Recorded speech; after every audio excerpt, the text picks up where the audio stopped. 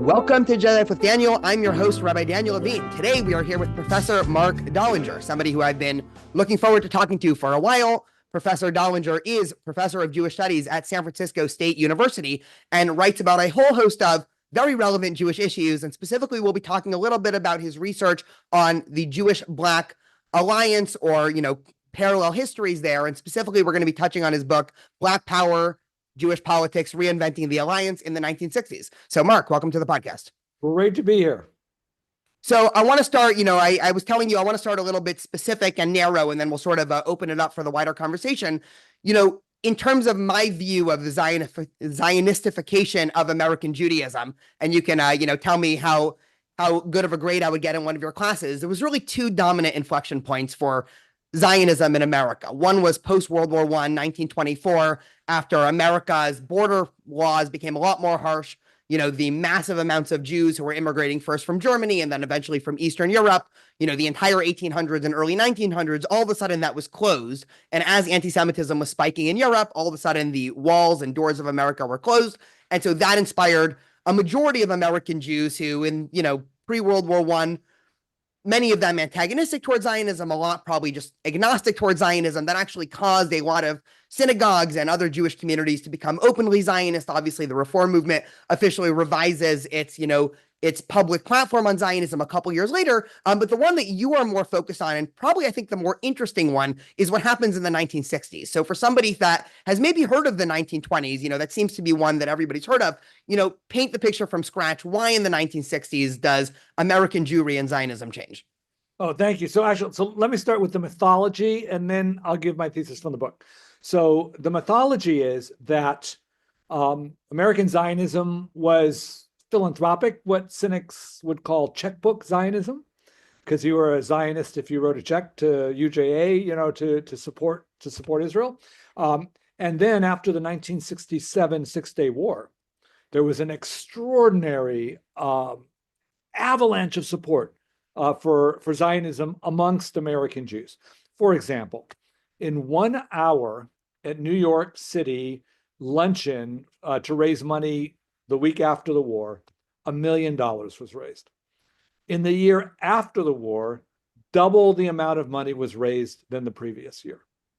In the year following that war, 7,500 Jewish college students phoned home to have their parents send them their passport because they got on planes to go to Israel to work so that Israelis would be free to go into service. And all right, so I'm 60. I was born in 1964. So this is kind of like the story of me growing up. When we were growing up in the 70s, in the wake of all this, we were told, isn't this awesome how Jewish American Jews are and how Zionists they are? And we were very proud of our newfound Zionist ideas. And then I went to the archives and started the research on the book. And I was stunned that when I was reading rabbis giving sermons on high holidays, mentioning this new rebirth of Zionism and trying to explain where and how it came. And of course, I knew where it came. It came from us young Jews. It came from all of us who were all enthusiastic about our identities, who were more Jewish than our parents, more Zionists than our parents. And we're very proud. And though these rabbis were like, it was actually from Black Power. Because in the mid-1960s, when the African-American movement for racial equality, leadership became more and more frustrated with white liberals, for whom they considered having limited support for the movement, they went all nationalist. Now, in the African-American community, it was Black nationalism, and it was refracted in a variety of different ways. And these rabbis are like, we could learn from Black Power. We could learn from Black solidarity. We as Jews should emulate what Black Americans are doing, because this will strengthen Zionism among American Jews. So a couple of years ago, I wrote an op-ed. I think this might have been before I read your book, but I wrote an op-ed. It was terribly named, but I don't think it was actually me who named it. I think it was the editor at the forward. So Editors always title exactly. But it was during, it was in 2020 during the Black Lives Matter movement, and the article was called "Zionism is the Jewish Black Lives Matter." And the article was attempting to do two things: one, to talk to the Jewish community about why Black Lives Matter at the time is worthy of support, and talk to progressives and show them how Zionism is not this, dirty, terrible thing, but it's basically, in some sense, a Jewish particularistic movement after a giving up on universalism. I'm curious, now a couple of years after, 2020 and, as definitions of Zionism become more complicated in 2024 and beyond, I mean, I'm curious what you think about that, just in terms of the way that I described it was that at least the sort of mythology and, maybe this aligns with history to some extent of political Zionism is a group that really was all in on liberalism in terms of, really just wanting to assimilate, right? I'm talking about, Jews in the late 1800s in both Western and to some extent Eastern Europe. And basically after emancipation, thinking for, a couple of generations, okay, great. Eventually, as the laws change and as the politics change, eventually Jews will be treated as equal. And then it doesn't happen, right? There's, this uptick of nationalism and ethnocentrism and anti-Semitism. And all of a sudden Jews look inward and say, okay, we need our own movement, our own particularist movement. And it's sort of a giving up on universalism. Is what you're describing here sort of the same thing, right? You had this, idea that one day there could be some sort of universalism and, a colorblind society and all of that. And then part of the movement of Black Power, both in the 1960s, some might argue also today, is sort of a rejection of that, the sort of all lives matter approach. Maybe there was a chance for that, in the eyes of, let's say a modern Black Lives Matter activist, but we have sort of, given up on that because it just hasn't worked. And I'm curious how well that thesis holds. Thank you. There's like 17 questions there. So I'll get started anywhere and then just jump in, if you want to go in a different direction. We'll start with universalism versus particularism. And liberalism, I'll just say classical liberalism, this idea that we have a rights-based society where each and every person is given, those rights and they're enforced. I think that's a great ideal. And certainly through American Jewish history and much of Africa, well, certainly the ideal in African American history was going to be civil equality in a white-dominated society. And what happens, of course, with white supremacy over centuries, beginning in slavery and then going, through Reconstruction with mass incarceration, ultimately to today, was the notion that this universalist ideal never applied to people of color, specifically Black people.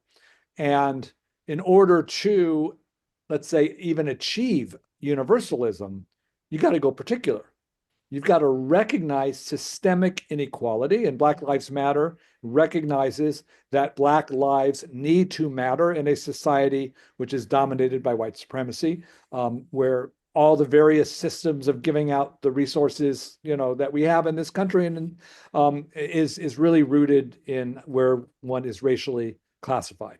So American Jews, now flipping it there, white Jews, because we have a very diverse ethnically and racially American Jewish community, which is becoming more diverse as years go on. So at least amongst those Jews who are white, the universalist ideal of liberalism was great, pretty much by the second generation, certainly by the 1950s. Systemic anti-Semitism was on the way out. Jews were permitted into suburbs that used to be anti-Semitic. They were admitted into undergraduate and graduate schools, into professional life. They were finally given partnerships and old school corporations. So by the 1960s, in the time of the Civil Rights Movement, white Jews had made it. As Karen Brodkin argues, they became white. Eric Goldstein talks about it as a more complex process, of course. And in the Black community, still having to fight a particularist fight because they were not included in the universalist liberal vision of America. And many fought back against liberalism because they didn't think it could actually deliver, and they had to sort of progressivism or radicalism. And then to try to tie one more theme that you talked about, which was Zionism, because you sort of mixed up a couple different ideas and versions of it. And certainly in today's political climate, it gets so confusing. Let's start with, for Jews historically, as you mentioned, after the Haskalah, the emancipation in Europe, in the 18th and 19th centuries, there was this vision that Jews could be free and equal citizens in a Christian-dominated society. It turned out they couldn't. And from that grew this notion that Jews should follow the nationalism of Europe, but do it in a Jewish way. And that's how the modern Zionist movement picked up. And I think for most American Jews today, when you ask them what Zionism, it is this idea that Jews have a right to national self-determination, that Jews have a history of being persecuted, that Jews have never been a part of pretty much any other national group. United States is probably one of the best examples of how well we have done, comparatively speaking. And now put that to the side, because if we're looking at Black nationalism and Black liberation movement, even within the United States, it continues to be an incredible challenge. And then Zionism, in a frame of some in the Black nationalist movement, because I want to be particular, there's diversity of opinion everywhere, see Zionism as a colonial and imperial movement of its own, because they see it as white Europeans moving into a region of indigenous people of color, in this case, Palestinians, and they create a parallel, and it goes to intersectionality, between the fight that Black folk have against whites in America and Palestinians would have against Israelis in Israel. Now, the racial diversity of Israelis notwithstanding, that was sort of the model that was applied. I'd love to drill down on this idea of Jews being white, and I'll just sort of give the layout. It's a very sort of controversial, I'm not saying in the, academic sense, but in the broader sense, because I think a lot of people don't really understand what that means. I think when you run it by the average student, if I was just talking to a student and, all the time students will ask me, are Jews white or am I white? And, obviously with all, the baggage that comes with, generally what they're asking is, in this, and if you disagree with my classification, let me know, the sort of progressive desire to, create a binary of, oppressed versus oppressor and all of that, saying Jews are white basically lands them on the wrong side of that coin within a progressive milieu. Now, the irony, of course, is that if whiteness is a virtue for any group, that group almost certainly doesn't like Jews. So, of course, the neo-Nazis and white supremacists, where for them whiteness is sort of, great, Jews are never white, and vice versa. So it almost seems like, at least from my personal opinion, it just seems to be this catch-22, where if whiteness is good, Jews are not white, and if whiteness is bad, then Jews are white. And so Jews just can't seem to win. So, if somebody generally asks me if Jews are white, then I'm talking, are Ashkenazi Jews, am I white? What I'll usually say is that I'm white passing, and, just to complicate it a little bit, but I'm curious to run that by you, because as you mentioned, obviously throughout the 1960s and 70s, all sort of systemic anti-Semitism basically ended in America. But, I would just love to get your thoughts on, whiteness, and then, starting in America, then eventually we can flip over to Zionism. Great. I'll go in a totally different not totally, but a different direction, because I don't like the notion of that binary of powerful and powerless, because once we set up that as the equation, then there's no good way out of that. So first, once again, I'm speaking only of white Jews, because we have increasing numbers of Black Jews and other Jews of color, for which this discussion would not pertain. So racial privilege is conferred.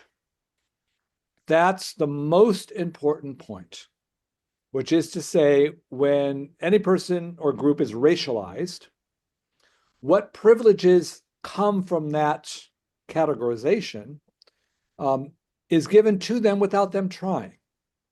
So Jews who are white-skinned, what you described as white passing, were not racialized as white in Nazi Germany. You could never say that any Jewish person in Germany was white, because according to Nazi ideology, they were subhuman.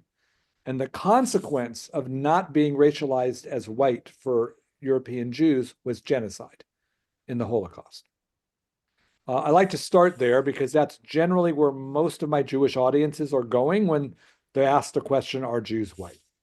Now, in the United States, up until World War II, white Jews were also not racialized as white. Anti-Semitism was horrible, 20s and 30s, rise of Hitler in Europe, these restrictive housing covenants, no Jews or dogs allowed. Like probably most of your listeners know all of the stories of anti-Semitism.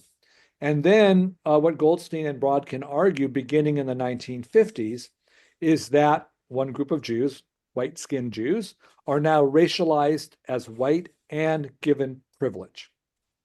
This is not to say that a Jewish person born in 1960 is a bad person because they're white. It doesn't mean that they're a bad oppressor because they're white. Yeah. It's not even about moralizing the identity. It's about, I think when people get, taken aback by that statement, it's in some sense, it's denying the anti-Semitism that still exists towards that person. So, I guess I'll just say, just personal example, I grew up in the 90s in an area in San Diego where it was illegal for Jews to buy property until the 60s. So, the area by UCSD was actually Jonas Salk, the founder, just for listeners, the founder of the, discoverer of the polio vaccine. They wanted to give him a professorship in biology at the university. And he basically said, I'm not even allowed to live here. Why would I come? And, that ended up helping changing the zoning laws. But there was still so much, old school, waspy anti-Semitism. I just one memory, because there's a bunch, my dad was on the A-Roof committee for our synagogue. And I remember he went to these meetings, week after week to city council, and people would say things. And this is late 90s, early 2000s, like, do we really want an A-Roof here? That'll make a lot more Jews move into the neighborhood. And it was sort of open. And, and that was, again, not to say that that is the equal experience to somebody growing up as, a person of color or anything, but that was clearly us as being Jews having some sort of, anti-Semitism thrown at us from the assumption that we are not the sort of, good Protestant, the way that real Americans should look. It's almost the same thing. I'm thinking, when Trump says, I don't know, if he loses the election, it's the Jews' fault because they vote Democrat, right? Like, when something like that happens, I think for a lot of Jews to then hear, well, they're also racialized as white, it's like, well, wait a minute, not so fast. I can imagine a lot of people saying, because there are all these times where by dint of being Jewish, right? Trump's not saying all people who believe in, I don't know, Torah from Har Sinai, or, he's clearly not talking about, because most Jews in America, of course, are not, people of deep, at least Orthodox faith. So he's clearly talking about some ethnic categorization of Jews as a voting group there. So I'm just curious to throw that at you, just in terms of this conversation about whiteness. Yeah, so let me bring it back to what we started on. Do Black Lives Matter? The answer is yes. And civil rights movement and white Jewish participation in the movement. And the conferral of racial privilege on Jews as white after World War II. Which means, since the 1950s, more and more American Jews, whether or not they're suffering anti-Semitism, are benefiting from white privilege and are reinforcing a system of white supremacy in their lived experience. For example, when Jews were permitted to buy homes in white Protestant suburbs, white Christian suburbs in the 1950s, it was the achievement of the American dream, because they came here, they worked, they got their kids in college, they earned money, GI Bill, a lot of times got low interest mortgages, the anti-Semitism decreases, they've got their house. And when I was growing up and in the books I read, that was always portrayed in a positive light, except that the anti-Black parts of those restrictive housing covenants were not removed. And even after the US Supreme Court in 1948 ruled them unconstitutional, there were still informal ways by which Blacks and other buyers of color were not permitted in. And if one came in, many of the white residents, including lots of Jews, would move because, they were afraid that their housing values would now decrease. So in 1951, the Anti-Defamation League did a survey of Jewish community centers in the United States to see if they were racially exclusive, to see if when they opened in these white suburbs, they were going to embrace the white racism of the Christians around them. Half of the JCCs would not admit non-Jews, Jews only. I don't have evidence of if a Jew of color tried to get in, what would have happened. But for the half that would permit Christians, a third of those were racially exclusive. So what we find is, in terms of Jews' whiteness, power, and privilege, is in achieving the American dream, white Jews became a part of a racist system. It's not that they wanted to. It's not necessarily that they tried, but it is to say that when privilege is conferred and you did nothing but was born white in order to get it, it has an impact. And it also shapes and forms the decisions that we as white Jews make. Now, let me go to the earlier critique and the concern. So I'm an educator, and I want to add a new layer to the old layers. And I think most white Jewish listeners are very aware of the anti-Semitism, so I don't really feel a need to talk about that. They're less understanding of what the conferral of white privilege has meant. So white supremacy is the system by which white people get to be supreme. For Jews, it's tough to use that language because it's close to the word white supremacist. And a white supremacist is an anti-Semite who wants to bring harm to Jews. So when white Jews hear white supremacy, they often conflate it with a white supremacist, and they think that they're being accused of being the oppressor that would be oppressing them. So here is a really tough sentence. I just tried to capture it as well as I could, which is Jews can benefit from a system of white supremacy, even as white supremacists kill us when we pray. We are holding both. We suffer anti-Semitism. We know what it's like to suffer genocide because we're not white. At the same time that in this time, in this place, in this country, we are white and privileged. And in this case, as Ibram Kendi argues, unless you're an anti-racist, unless you're actively fighting against it, then you are a part of the problem.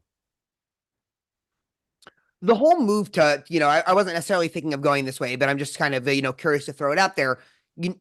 Since 2020, it seems like there's been a lot of people, prominent, let's say, in the Black community that are now against the anti-racist movement. I'm thinking of people like, John McWhorter over at Columbia. I mean, I'm curious, that type of argumentation of, I guess, taking a step back, this idea of, is the best way to fight racism to do it by race specific or to almost try to fight racism via colorblindness, just to lay out arguments for both. Obviously, if you think the best way to fight racism is race specific, that's when you would get into, all sorts of progressive policies, affirmative action, DEI, all of those things.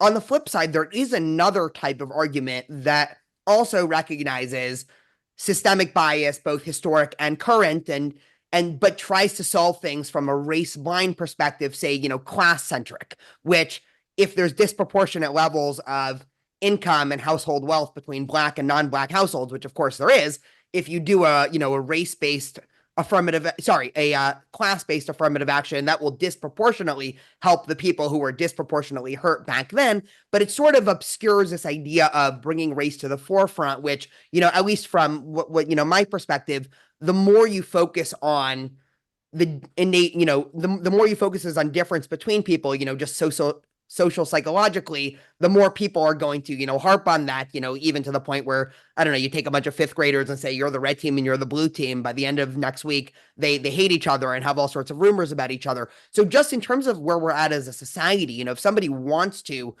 say, okay, I recognize all of this, yes, there has been both historic and even, current systemic racism. The question of what is the best way to fight it, and sort of the subtext is, what is the best way for, a Jewish community to fight it with, and I'll add in the one more, piece that I'm thinking of, and I'm throwing a lot here, is a lot of these more progressive groups, such as Black Lives Matter and the anti-racist movement, have gone all in on this sort of anti-Zionism that for most Jews who want to do the right thing in liberal and progressive circles, they almost feel like they have no spot there. So I'm curious, both to hit that question of, race versus class, and then, we can talk about, where Jews fit in here. Yeah, and then you had another one about anti-Zionism. So we'll start because I think you actually just answered the question. So does race matter? Yeah, race matters. Racism is the story of this country from its very first day. So if we as a society need to switch from centering race to centering class, knowing that when we center class, we're still going to be centering race, because we know because of racism, there's a disproportionate number of people of color in a lower economic position. then I ask the rhetorical question, why are we switching to class when we all really know it's about race? So I mean, just an attempt to answer the rhetorical question. I think there's two big ones for me. One, the race, focusing on race, I think is more keen to make more people actually racist. And so, to on really both sides of the extreme here. I don't Both think it makes them racist. I think it reveals their racism. okay, interesting. And then the second one, which I think, might actually be, more of a concrete philosophic difference. When I think of where liberal society should be in 50 years, I think colorblindness has to be the sort of end goal. And so there's, for me, there's always this question of, okay, how do you get from a society that is not colorblind to a society that is colorblind? And a class-based, obscuring the variable of race, but still putting in policies that actually help people that have been hurt by racism seems to, check both boxes. The alternative is if we continuously focus on race, then, at what point do we, try to remove that from our policies? And you already sort of see that playing out now in the public sphere. So I'm curious, I mean, when you look at a place like America, in 50 or 100 years, assuming we don't, blow ourselves up with AI or nuclear weapons, tomorrow, where do we want to see race, or, I guess, do you personally want to see race still as an important variable of public conversation, or would it be better in some sense, or possible, maybe you don't think it's possible, for race to be as irrelevant as, I don't know, hair color, where, it's interesting to see different hair colors, but I don't think, no one would say brown hair is different than blonde hair is different than, whatever. Thank you. I'm going to reject the framing of the question. Perfect. Colorblind means white. And that's a problem. So I don't want a colorblind society because I want a rich, diverse society. I want an ethnically, racially, gender, and every possible way of diversity. So the moment we're blind, the first thing we are losing is the wonderfulness of our diversity. And when we're colorblind, what we actually are is it's actually white supremacy. That's what it really looks like. The flip side, the side that I hope would have some redemption in that argument is when we say colorblind, do we mean actually the end of racism? Is that what we really say when we mean colorblind? All right, I'm all for the end of racism. 50 years from now, it would be great if there wasn't any racism. And I don't think we're going to deal with ending racism by not talking about racism and by moving it to talk about class or something else. I think what you're pointing out, Rabbi, is that there is a whole lot of political opposition to recognizing racism, recognizing its history, recognizing its continued impact, to the point that there's a lot of reactionary forces out there that are doing all they can do to come up with ways to abandon the cause for racial equality. And I'm against those efforts. Sure. So okay, so I guess just taking, just addressing that for 1 second, because, I'm still not, personally, I'm still not convinced, only because it just seems that this is both backfiring and also creating, hard lines in the sand in a situation that's a lot more nuanced, in the sense of, when you're dividing people based off of, race-centric philosophies. I mean, the line between these different groups, I mean, we all know, whites and blacks who get married, or Jews and non-Jews, or Jews who marry, non-Jewish black, African Americans, and, all of these, eventually, I think, as we get to this, bigger, melting pot that, it seems like is almost inevitable given, just demographics. I mean, we've really only had, 50 or 60 years post-civil rights movement in America. So we're still, this is still very nascent in terms of, some might say America, was not even a liberal democracy until 50 or 60 years ago. I really like that, that sentiment, because it's basically true. So we're very much at the beginning here of a country that was not founded, at least explicitly, on, a ethnic background, the same way, say, France was, or other countries in Europe, at the root of nationalism. So it's just a question of, if there is still, racism that's baked into systems, it's possible, and this is sort of, something that just popped into mind, it's possible to have racism within systems without any racists perpetuating that, right? Like if the systems were set up at the outset of our country, or whenever they were set up, the banking systems, housing systems, GI Bill, all of these things that confer generational wealth and that privileges some people and other people, which is undoubtedly true. Even just different policing policies, crack versus cocaine obviously is a big one. Everything there. It's possible to have those systems being perpetuated without any individuals that are actually racist pulling the lever. So If what? Yeah, go for if it. the system is racist, the people benefiting from that are racist by So definition. how does that fit in with the white supremacy, white supremacist distinction, right? If we can be perpetuating white supremacy without being white supremacist, can't we also be perpetuating racism without being racist? Okay, so you cannot. And this is from Ibram Kendi's thesis. If it's a racist system and you're a white person benefiting from the racism, you are racist.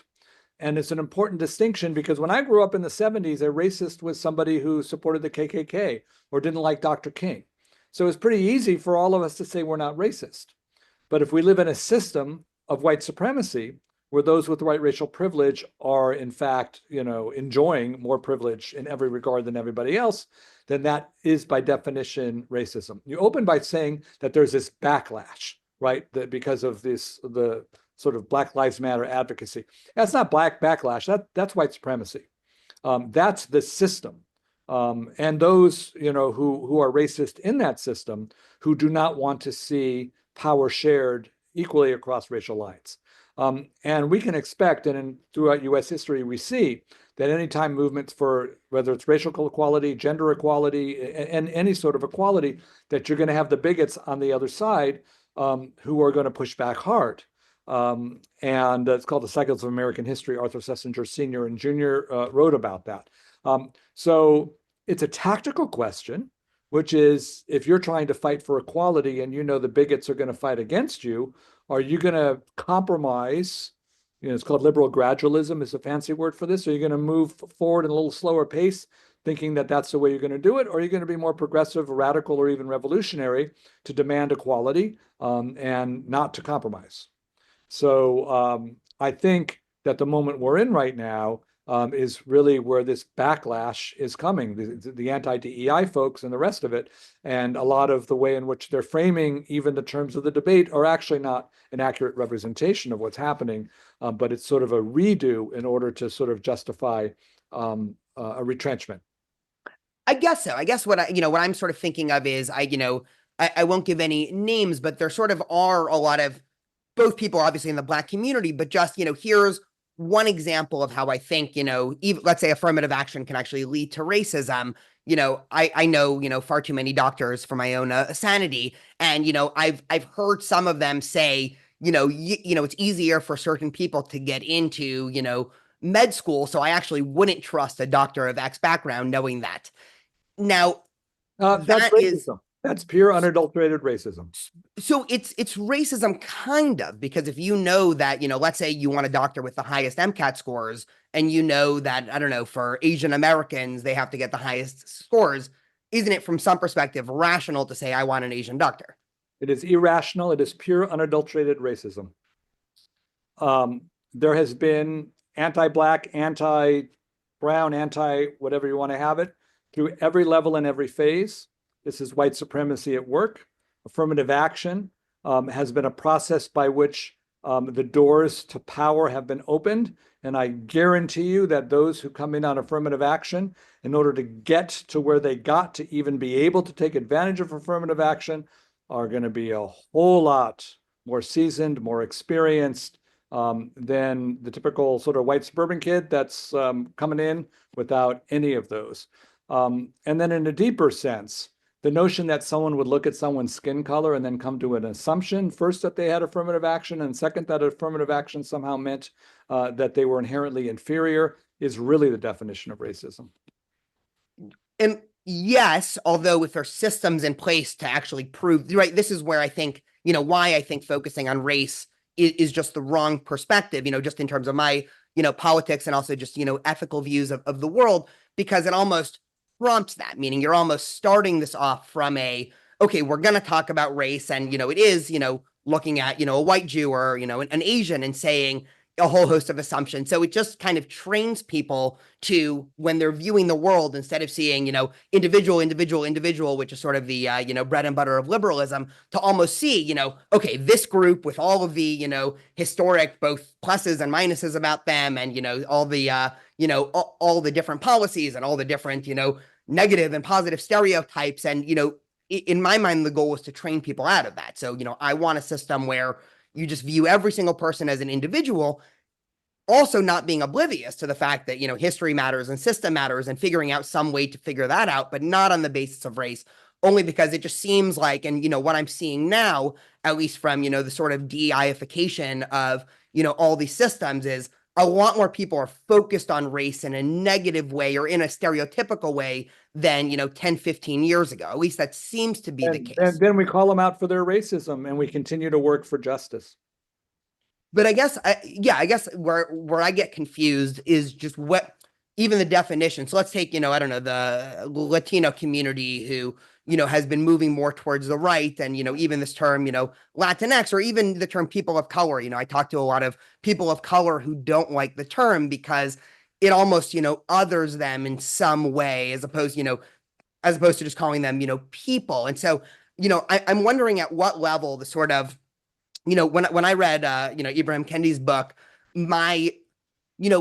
it almost seems like it's the, what is it? The soft bigotry of low expectations. It's like, okay, you're talking about this group as if they have no collective power and agency. And it's just, all these different systems. And, as opposed to, I don't think again, that at all. He's not. Absolutely not. In fact, the argument, the anti-racist argument, is coming from the opposite perspective, that there are groups of people who are incredibly talented, incredibly hardworking, and because of the systems of white supremacy, are prevented from going anywhere near the access to power and privilege that those with white skin are able to be born into. Interesting. So the one other question that I had just on this sort of area is a lot of, race-based let's say admissions, so you have, I don't know, Nigerians who are, their family wealth is, crazy high, that are now disproportionately getting accepted to schools because of their skin color, but they have not faced the same historic racism as, African Americans to some extent. And so, again, this is just another area where it seems like a class-based distinction would obviously help, in the sense of, if we're trying to correct a historic wrong in America, right? Internationally, it's not true that, Black people have suffered at the hands of white people. We can always find exceptions to a rule. There's always going to be an exception. The challenge is if we take an exception and try to normalize it, and then use that as a crutch to try to stop anti-racist maneuvers, then we are actually engaging in an act of white supremacy.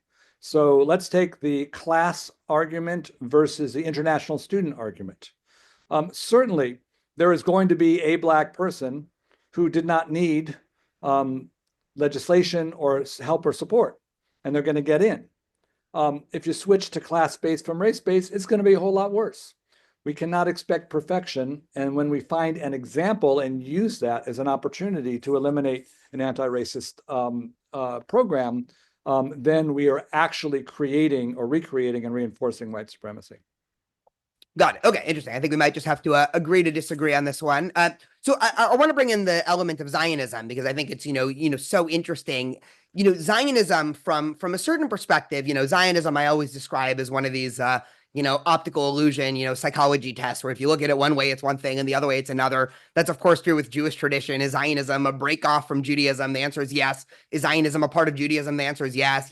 Is Zionism a return? Yes. Is Zionism, an outside group coming in? Yes. So this question of, Zionism as colonialism, the sort of, flip side is Zionism, I think can rightfully also be viewed as a decolonialist or an indigenous movement returning. And you sort of, I can easily see how, both sides are completely talking past each other. But, within progressive spaces, a number of even post October 7th, this was the case, but especially post October 7th.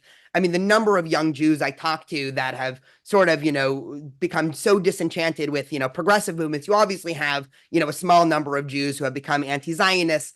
Again, I think, certainly more African Americans voted for Trump than young Jewish anti-Zionists. So in my mind, this sort of disproportionate attention on them, I just think is, a little bit unfair just talking about, movements and the power there, right? It's an interesting conversation for another time. But among, normal, mainstream Jews who are Zionists, liberal Zionists, whatever, what is your diagnosis? Because you seem to be in favor of a lot of more progressive, culture and politics. I certainly wouldn't consider myself there, but as somebody who, is in favor with, say, the movements of the anti-racist movement. I mean, what's your sort of diagnosis as to how this group has become infatuated with anti-Zionism? And I'm curious, where would you say, if ever, that teeters into anti-Semitism?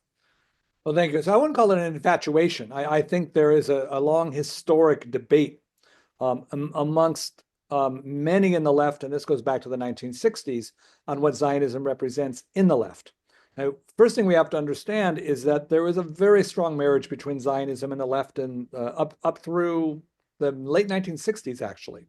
I highly recommend to your listeners the Academy Award-winning documentary Berkeley in the 60s, which tells the story of my alma mater undergraduate, UC Berkeley, and the free speech movement in the 60s.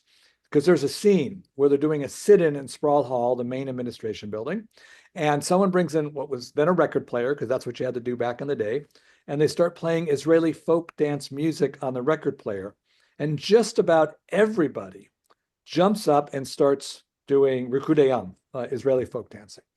And it's astounding how many, first of all, the protesters are Jewish. That may be less surprising to your listeners. But the fact that they were all Zionist, and I think what we would now call progressive or leftist Zionist would have been it. And when I give lectures on the encampments after October 7th, I said, I don't think we're going to have Israeli folk dancing happening inside these encampments. So in the early years of the state of Israel, Israel represented idealistic notions of the left and socialism brought to a national scale, which is very hard to do. Beginning in the mid-60s, a new interpretation of Zionism emerged in the white left and amongst some in the African-American leftist community. And how much of this, sorry to cut you off, is a result of the sort of Soviet propaganda of the Soviet Union switching from Zionist to anti-Zionist? Yeah. I think a lot had to do with Soviet Union as well, and a lot had to do with what we now, thanks to Kimberly Crenshaw, call intersectional identity. The idea that a person will identify with another person across national boundaries in understanding that oppression coming from systems of white supremacy can act internationally. So there was a competing notion of what Zionism was, and now Zionism was colonialism and imperialism. And then, Netanyahu, Bibi, comes into power. He's pretty much been in power for most of the life of my undergraduate, age population. And he's bringing revisionist Zionism, which is a much more nationalistic one. He has two fascists in as ministers in his cabinet, Ben-Gvir and Smotrich. So now we have at least three definitions of what it is. So when people are dropping the word Zionism, they are imbuing the word with their own definition. But they're not understanding that whomever they're arguing against it's got probably a very different definition. So the first thing I always say is, what do you mean by that? Because I probably agree with you, right? I mean, when you say I'm anti-Zionist and what are you anti? Well, I'm anti all those things too, but I'm also a Zionist. Well, how could you be a Zionist? Well, then I explain how I can be, and then we go from there. So when does anti-Zionism become anti-Semitism? Anti-Zionism, well, first of all, if it uses an anti-Semitic trope, it's absolutely anti-Semitism. That's the easy thing on one side. The easy part on the other is that if you're Palestinian, you're allowed to be pissed off at Israel. Certainly now. It doesn't make you anti-Semitic to be pissed off, because we have two groups with claims to the same piece of real estate that have been killing each other for close to 80 years since statehood, longer since before statehood. And the sooner we can figure out a way that both those communities can live in that same piece of real estate without, killing each other, the better. So is denying the right of the Jewish people to national self-determination anti-Semitic? I think so, because I think Jews do have a right to self-determination in their ancient homeland. And Palestinian civilians especially have a right to be upset about what's happened to them, whether it's their or their ancestors' fault or not. So I try to hold space for all of those different perspectives, and I just urge everybody to take a breath and just imagine humanity everywhere. No, I love that perspective. And I don't think I would be surprised if anyone listening to your definition there, was upset. Of course, if this was a largely, I'm going to guess my audience, there's probably a couple progressives, but it's probably mostly, general liberals and, probably split liberal conservative 50-50. Um, you know, they're probably not going to disagree. If it were more progressive, I would say there'd probably be more backlash. So I guess the question is more precisely, there was probably a 6-month period of my life I would have identified as a progressive. I'm sort of long past that for a variety of reasons, but one of the big reasons is, okay, you have, cultural progressives that endlessly talk about, microaggressions about every type of group, whatever. And all of a sudden, when it comes to, Zionists being the blood hungry people that have hypnotized the world and are committing genocide, you know, they don't even notice, okay, maybe that's maybe a microaggression, when it's shouted out on campus, at Jewish students that are doing nothing else but existing as Jews. I mean, there's a graduate student that I'm very close with. I obviously won't say their name at UC Irvine, who has never posted publicly, has never done anything publicly with Israel, but they got involved with Hillel 3 years ago. And now basically nobody in their department will talk to them because everybody knows they're affiliated with Hillel, which is affiliated in some way with Israel, which is, Zionist, which is bad. And these are progressive groups that, at least in theory, okay, if you told me the college Republicans have all these stereotypes and are not talking to people, like, okay, fine, I can believe that because, for a whole variety of reasons, but it just seems, almost paradoxical. And this is, my answer is just, the left has always been, full of or enveloped in anti-Semitism. I think both, from the Soviet Union, you can almost draw a straight line to a lot of, progressive groups. But I'm just curious, is that too simple? Meaning like, I do understand, within this framework of intersectionality, which is also why I, sort of reject the framework.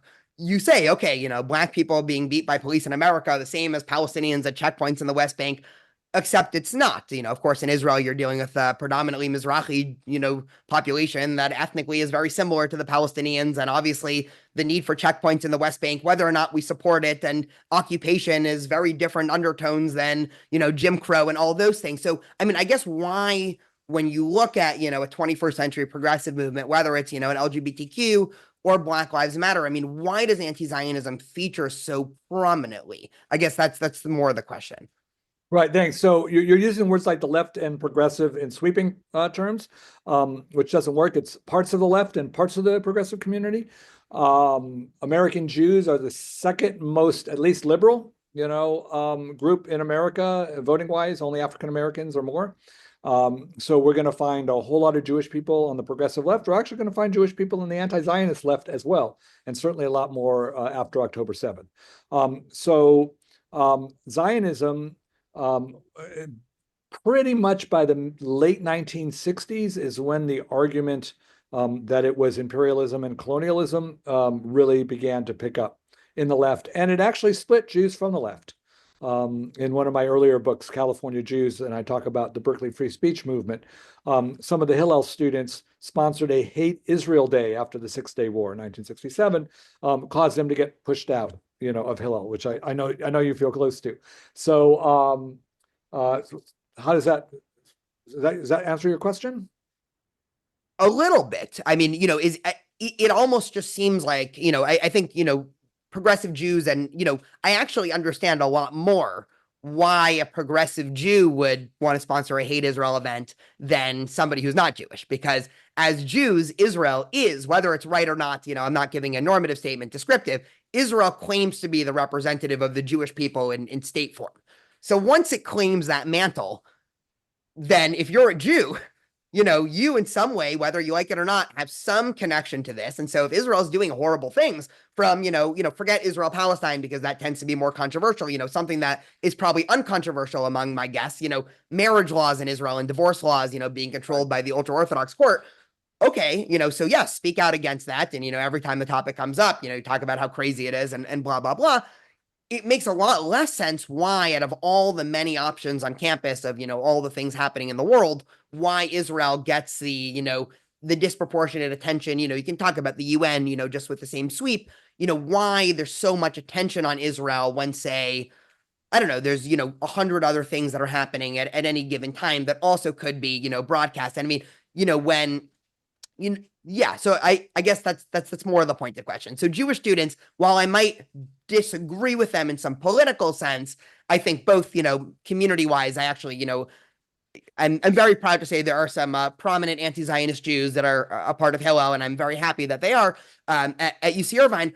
But aside from that, for Jews, it's almost a lot more simple. Like, this is yours, take ownership, whatever that means. If you're not Jewish and you're in a progressive group and you've decided to make, I don't know, half of the platform of the LGBTQ movement of the last couple of years all about fighting Zionism, there it seems a little bit weird, like, fight homophobia and all of those things, which, So I'll say first, like, I don't like the idea of like everybody else does it, so why don't we pay attention to them? Because, as a moral, I try to be a moral Jewish person. I'm like, it's my obligation, certainly within the Jewish community, to speak what I think is right, regardless of if the rest of the world is going to hell in a handbasket too. So that's the first point. The second point is, yes, certainly since the 1960s, there has been a disproportionate amount of attention at the UN and elsewhere paid. And, your listeners may be aware that at the University of Michigan last month, I was giving a talk actually on the book that you're describing. I wasn't even talking about Israel or Zionism, and pro-Palestinian protesters shut me down. And the objection wasn't that I was giving the wrong thesis on Zionism, and they were inappropriately disagreeing. The problem was I'm a Zionist, and I was invited to campus to talk about anything. That's pure, unadulterated anti-Semitism. And it has no place in the university, has no place in the country. So, but that person is going to be welcome with open arms at the next campus Black Lives Matter, and LGBTQ. I hope not. Oh, yeah, I hope not. No, that's an overstatement. Certainly there are going to be people in any kind of movement who are going to be welcoming folks like that. And there's going to be a whole lot of people who are not going to be welcoming them either. I think it's really dangerous to make those kinds of generalizations, especially around Black Lives Matter, because Black Lives Matter is actually not an organization, it's a hashtag. And the hashtag is Do Black Lives Matter? And the answer is yes. So there are going to be folks who believe in that hashtag who are anti-Zionist, and they're going to believe folks who believe the hashtag who are absolutely Zionist. So I think it's dangerous, because then we end up suffering from the same sort of whiteness issues that we're trying to fight against. Got it. So I have one more, question that I've been asking, a lot of my, interesting guests lately, and then I'll see if there's any other topic that you think we didn't hit that's interesting. There's been a lot being talked about, in terms of, I'm just thinking of the Atlantic article about, the setting of the golden age of American Jewry, whatever one might think of the premises of that article. I'm curious, from your vantage point as a scholar of America, Judaism, American Jewish history, do you think we're in some sort of setting of the golden age of American Jewish history? We're obviously at some sort of inflection point. Do you have any predictions or thoughts as to, what might happen in the next generation or two in American Judaism? All right. So my snarky answer is I'm an historian. It's tough enough to predict the past. I can't predict the future. My next answer is I believe I was quoted in that article, Zet Fro's article. Then my first book, Quest for Inclusion, was included there. And no, I think we're not doing fine, because the last 8 to 10 years has been awful in terms of anti-Semitism. That said, related to my themes of Jews and whiteness, we are at the highest echelons and levels of society. Our challenge is not whether or not we're going to have power and privilege. Our challenge is how we're going to leverage it for the good. So that's what I try to keep focused on. And you think that's true? I mean, I wasn't going to bring up the Michigan incident only because you brought it up. I mean, even when you have, let's say, young Jews right now that are trying to break into academia or medicine or these topics where, okay, if that happens to somebody later in their career, they already have tenure, they're already established, okay, fine, it's a news story and everyone gets to, poo-poo and condemn the protesters for, being anti-Semitic. For a lot of people, in the Jewish community, they feel like there's actually something blocking them. I'm not even going to try to get an academic job in, the social sciences, because I know, there's so much systemic anti-Semitism. I actually also don't think this is the end of the golden age of American Judaism, but just, I know that a lot of my listeners at home are sort of, wanting a follow-up question to that. I have not seen any systemic anti-Semitism preventing Jews in the academy at any level, from undergraduate to university president. We are overrepresented absolutely everywhere. We continue to be overrepresented. And if someone doesn't get a job, I just have to sadly say, when I was on the market, there were 300 applicants for every job, and I didn't get almost every one of them, and it wasn't because I was Jewish. Got it. Fair enough. So, okay, we've been talking for about an hour. I know you're on the East Coast, so it's about 11:30 your time. I'm curious, is there any other topics, either broad or specific, or, any other things that you wanted to address just in terms of, I don't know, just fully open? Nope, I'm good. Thank you. Amazing. Well, thank you so much. I definitely recommend that listeners, read your book on, many of your books, but specifically your book about 1960s, and the Black community and the American Jewish community. I think it's both helpful to, again, as you open with, dispel a whole bunch of stereotypes that I certainly grew up hearing the sort of, very overly simplistic version of the story. And then also, a lot of food for thought to things to, I think, challenge people, which is what all good educators should do. So Marc Dollinger, thank you so much. Thank you. A pleasure.